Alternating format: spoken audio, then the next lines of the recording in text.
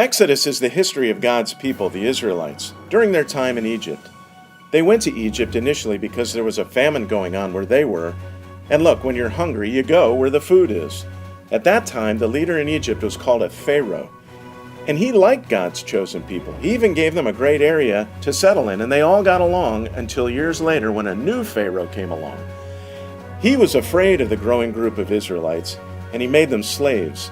In their misery, the Israelites called out to God to save them from their bondage.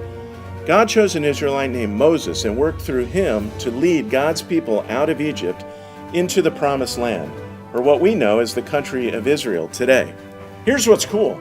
Exodus is a foreshadowing of our situation in this world. Because of the fall of Adam and Eve, we're all captives of an oppressive rebel leader named Satan. Jesus comes to us and leads us out of his captivity if we accept him, but more on that later. One major theme in Exodus is that God is in control of everything. So while the Jews are slaving away in Pharaohville, God has big plans for them. Things are in motion to rescue the Jewish people, even though they don't see it immediately. Eventually, we read in Exodus that God not only calls his people out of Egypt, he makes them a great nation with their own powerful country. So take that, Pharaoh.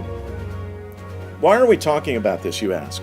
Well, look, you're going to be in seasons in your life where you think nothing is happening. You might think God has no plans for your life or has forgotten you.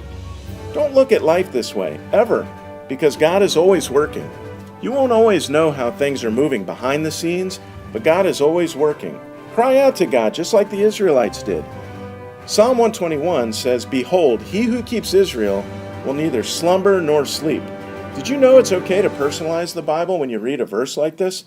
You can say, "Behold, he who watches over me does not slumber or sleep, ever." When we devote our lives to Christ, we're grafted into his family. So when we read about God's people in the Bible, it's the story of our brothers and sisters. And if something about God was true then, it's true now.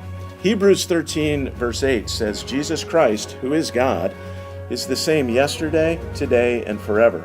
So we can always know that God does not slumber or forget us. And there's something else I want you to remember about the stories in Exodus. When the Jewish people first came to Egypt, they were all very well thought of. But things changed, and the people then became slaves. Why is this important? Well, when life seems good and comfortable, don't think it's always going to stay that way. The Israelites had a nice thing going on, but then they became slaves. And yet, when they cried out to God, they were heard, because God never stops thinking about his people. The point is, stay devoted to Jesus and his ways when things are going good and when things get tough. No season lasts forever. Hey, look, Egypt was a great place for the Jews for a while. But we know that if we keep Jesus first in our lives, we can be assured that he is always working.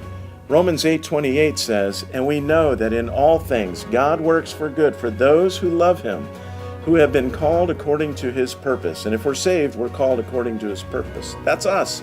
So don't ever change your worldview based on how things might appear today. They will change, but never forget that God is always working. Go live that out.